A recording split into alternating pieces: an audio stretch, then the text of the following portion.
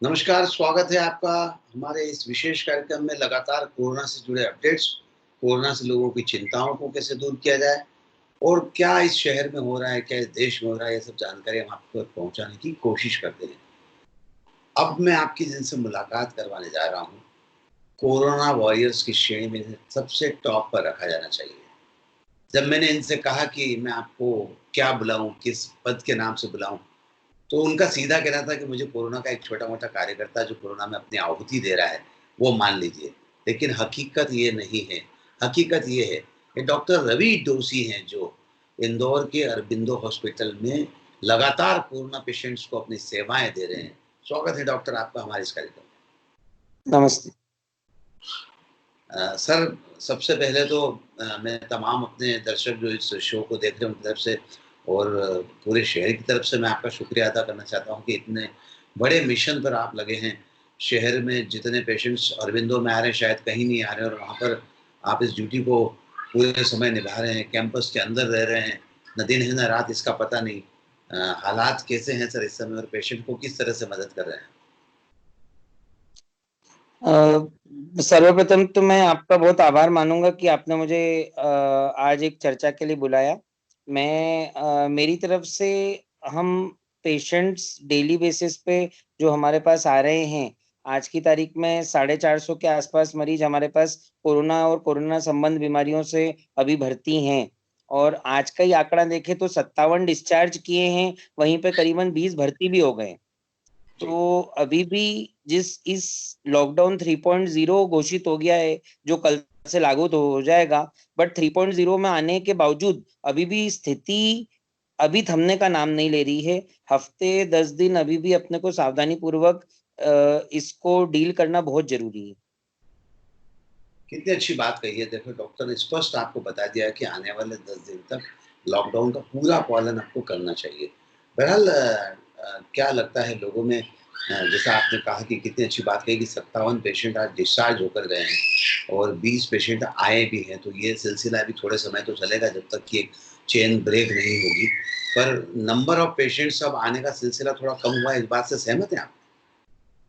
Sir, तीव्र मरीज और अति गंभीर मरीज आने का प्रोपोर्शन कम हुआ है, संख्या अभी जी, कम नहीं हुई है। जी। तो सर ये भी एक पॉजिटिव पॉइंट है, अच्छी बात है कि तीव्र और गंभीर मरीज आने की संख्या कम हुई। जी सर, पर मैं इसका श्रेय दूंगा इंदौर के कलेक्टर और प्रशासन को, जिसने ट्राइजिंग के जरिए और सख्त इम्प्लीमेंटेशन के जरिए अब उन हॉस्पिटल्स को क्लियरली चिन्हित कर दिया है जहां उन मरीजों को पहुंचना है, तो उससे वो मरीज अपनी बीमारी के क्रम में जल्दी आ पा रहे हैं। That is one very good point of effective management by the government. सही बात है, इंदौर का प्रशासन अपने तय पूरे प्रयास कर रहा है कि लोगों को जागरूक करें, समझाएँ और सही जगह पर पहुँचाएँ। डॉक्टर, आम तौर पर अगर हम देखें शुरुआती दौर में जो प्रारंभिक अवस्था में मरीज आता है, उसको सिम्पटम्स क्या होते हैं? अधिकांश मरीज जो रहते हैं वो तेज बुखार जो 100 डिग्री के ऊपर और साधारण पैरासिटामोल लेने के बावजूद रिलीव नहीं होता है, उनको खांसी, उनको तीव्र सर्दी, उनको खांसी भी ऐसी आती है जो सलंग 4 से 5 मिनट के दौरे वाली चलती है। और उनको they have a generalized feeling of weakness, malaise कहते हैं जिसको, उनको कमजोरी रहती है और उनकी जनरल कंडीशन जो रहती है वो बहुत वीक हो जाते हैं। कई बार पेशेंट्स एक रिपोर्ट पहली रिपोर्ट पॉजिटिव आने के बाद थोड़ा-सा लंबा उसको इंतज़ार करना पड़ रहा है।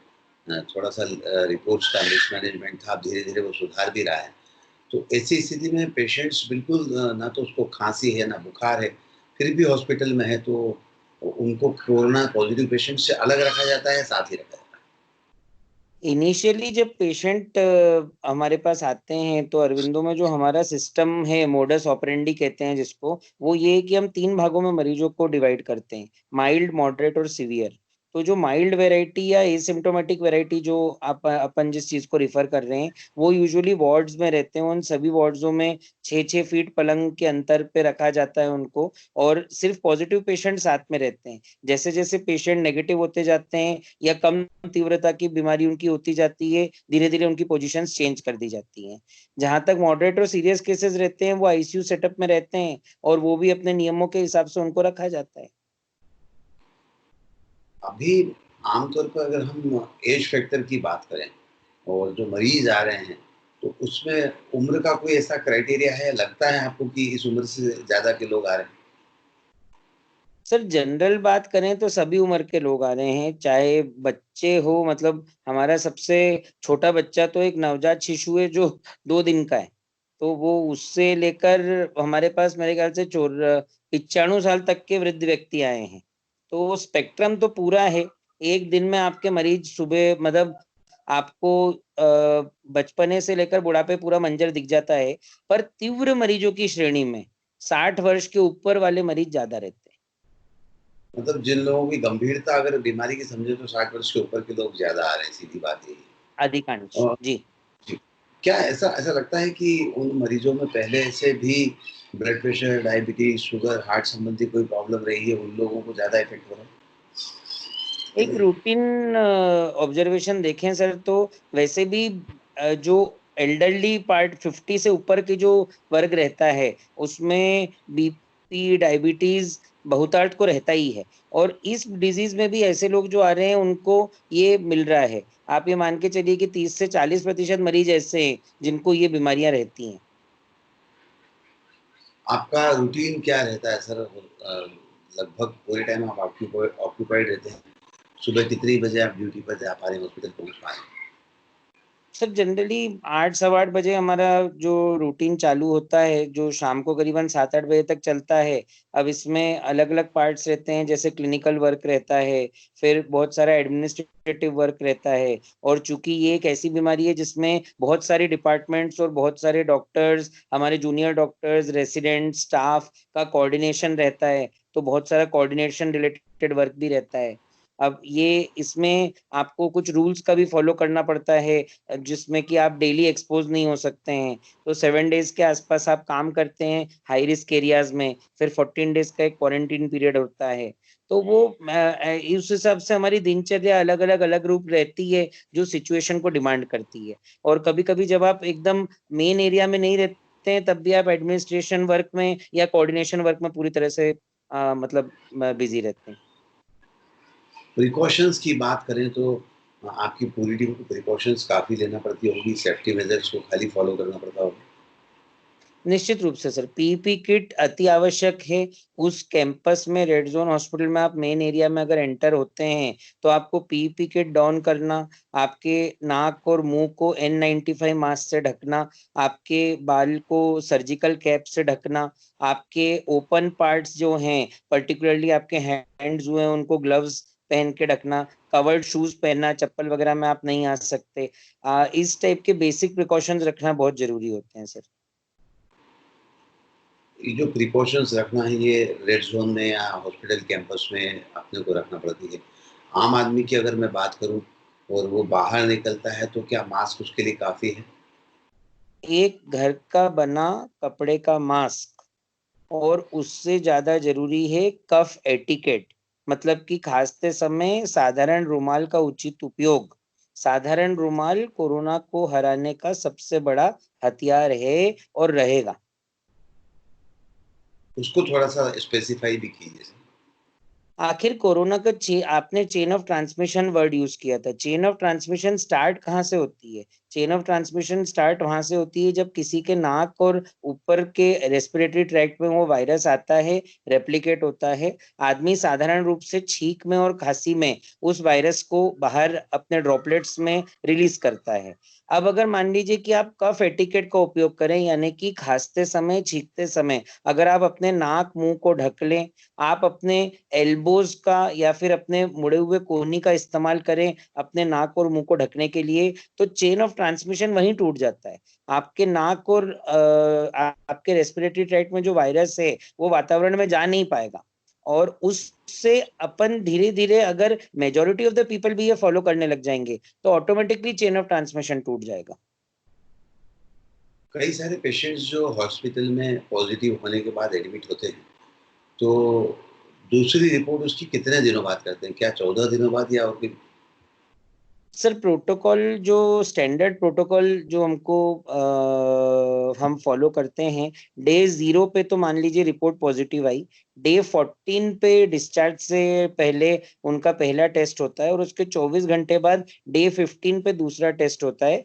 15 डे वाली रिपोर्ट अगर नेगेटिव आती है तो पेशेंट को क्योर्ड फ्रॉम कोविड-19 निमोनिया माना जाता है। इसमें डे 7 पे भी एक जांच का प्रावधान है जो उन मरीजों में किया जा सकता है जो एसिम्प्टोमेटिक हैं, जिनको कोई लक्षण नहीं है, पर उनको बचे हुए दिन कोविड केयर सेंटर में या अब जो नई गाइडलाइंस आ रही है उस हिसाब से होम क्वारंटीन में निकालना रहेंगे। क्या लगता है सर, इस समय जो हालात हैं और इस समय जो प्रशासन अपने प्रयास कर रहा है लॉकडाउन को बढ़ाया है, तो धीरे-धीरे हम इससे बाहर आने की स्थिति में होंगे?